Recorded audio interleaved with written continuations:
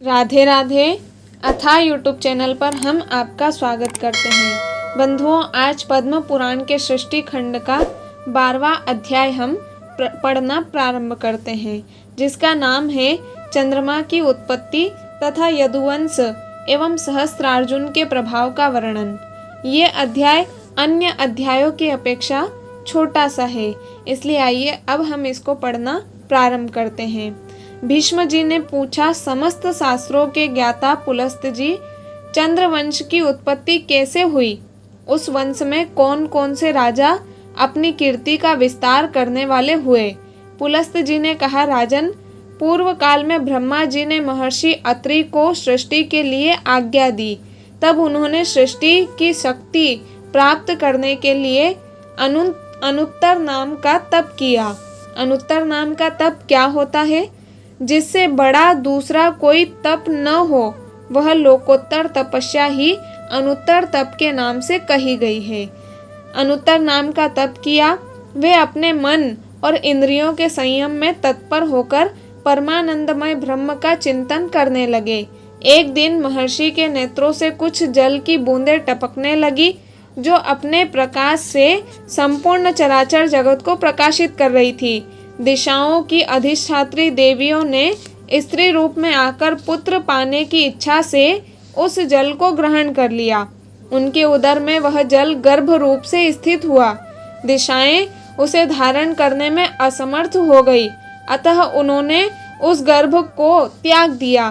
तब ब्रह्मा जी ने उनके छोड़े हुए गर्भ को एकत्रित करके उसे एक तरुण पुरुष के रूप में प्रकट किया, जो सब प्रकार के आयुधों को धारण करने वाला था।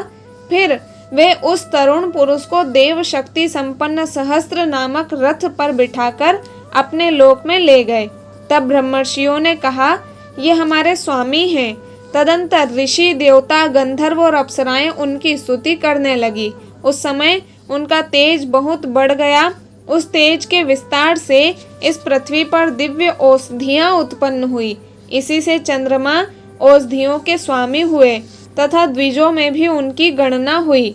वे शुक्ल पक्ष में बढ़ते और कृष्ण पक्ष में सदा क्षीण होते रहते हैं। कुछ काल के बाद प्रचेताओं के पुत्र प्रजापति दक्ष ने अपनी 27 कन्याएं, जो रूप और लावण्य से युक्त तथा अत्यंत तेजस्विनी थी, चंद्रमा को पत्नी रूप में अर्पण की।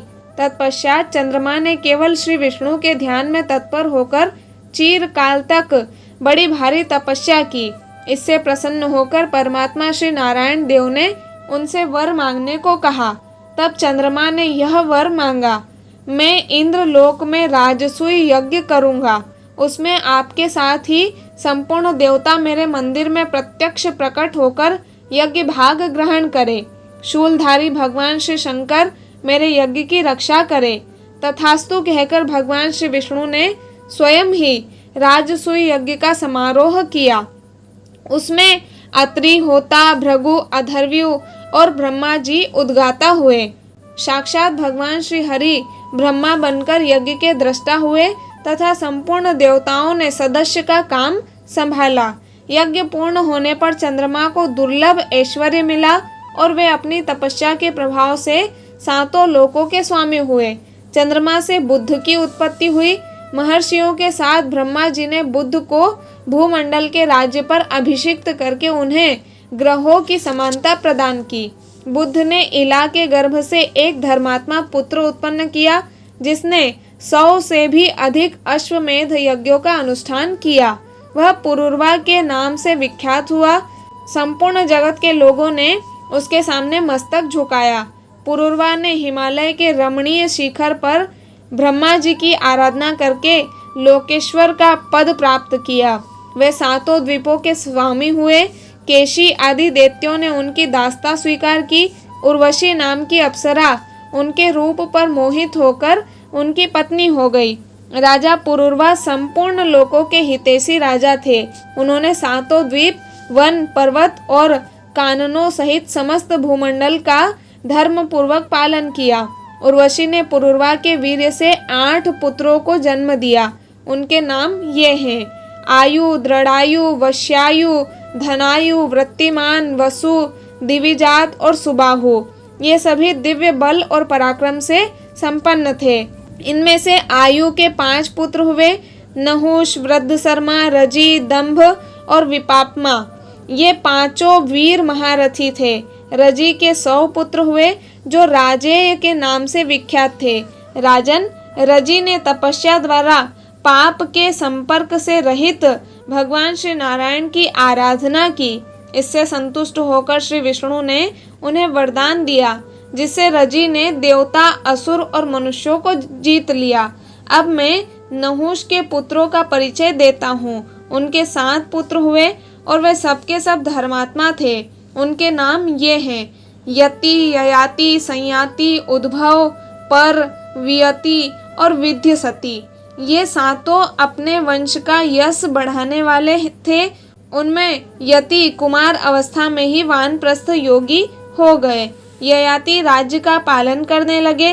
उन्होंने एकमात्र धर्म की ही शरण ले रखी थी। दानवराज वृषपर्वा की कन्या शर्मिष्ठा तथा शुक्राचार्य की पुत्री सती देवयानी, ये दोनों उनकी पत्नियां थी। ययाति के 5 पुत्र थे। देवयानी ने यदु और तुर्वसु नाम के 2 पुत्रों को जन्म दिया तथा शर्मिष्ठा ने द्रुयु, अनु और पुरु नामक 3 पुत्र उत्पन्न किए। उनमें यदु और पुरु ये दोनों अपने वंश का विस्तार करने वाले हुए। यदु से यादवों की उत्पत्ति हुई, जिनमें पृथ्वी का भार उतारने और पांडवों का हित करने के लिए भगवान बलराम और श्री कृष्ण प्रकट हुए हैं। यदु के 5 पुत्र हुए जो देव कुमारों के समान थे। उनके नाम थे सहस्रजित, क्रोष्ठु, नील, अंजिक और रघु। इनमें सहस्रजित ज्येष्ठ थे। उनके पुत्र राजा सतजित हुए।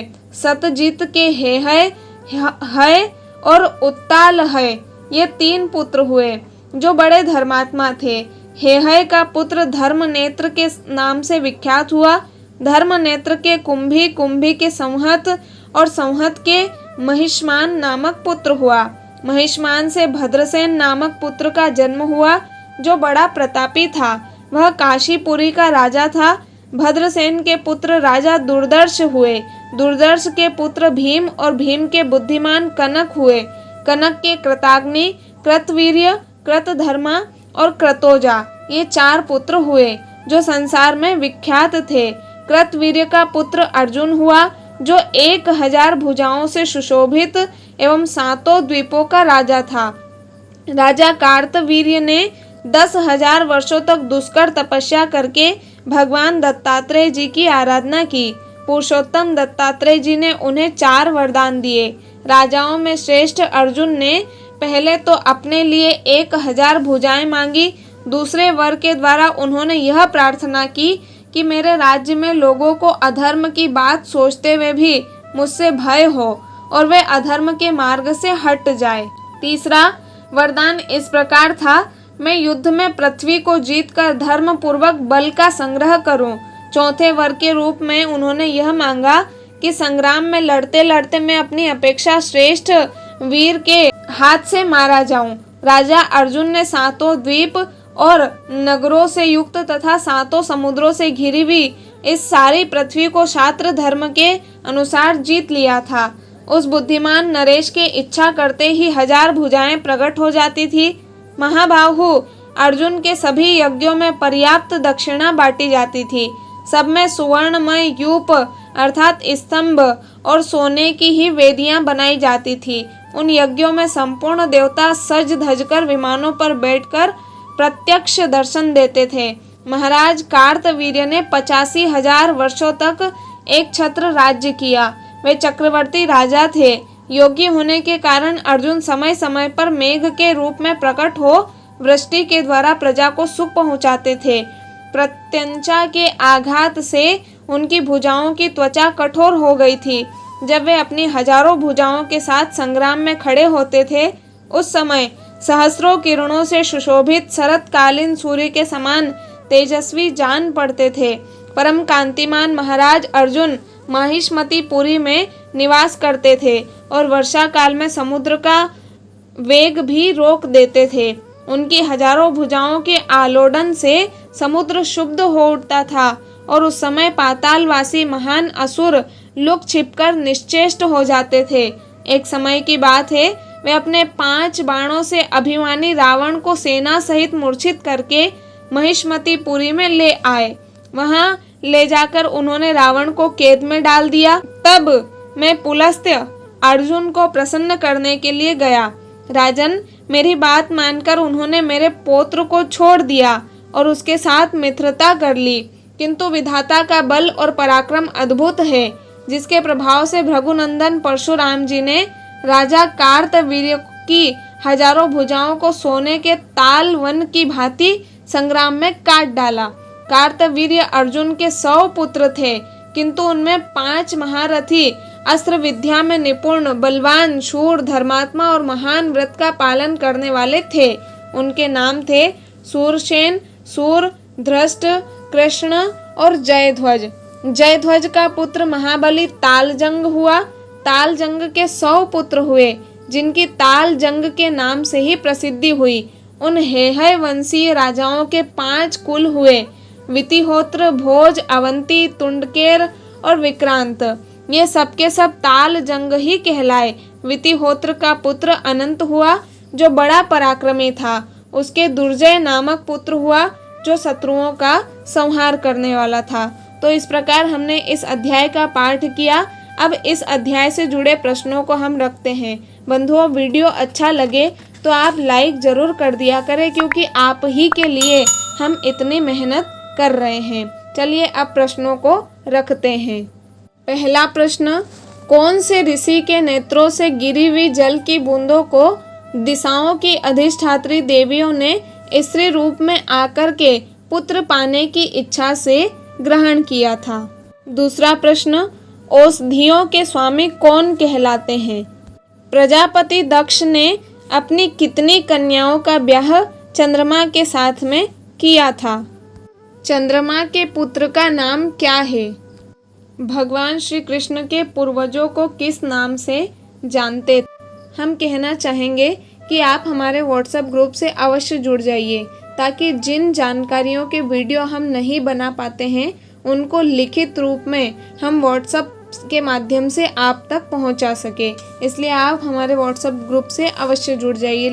लिंक आपको नीचे डिस्क्रिप्शन बॉक्स में मिल जाएगी। इन्हीं प्रश्नों के साथ आइए आज के वीडियो को विराम। कल फिर मिलते हैं नए वीडियो के साथ। तब तक के लिए सभी को राधे राधे।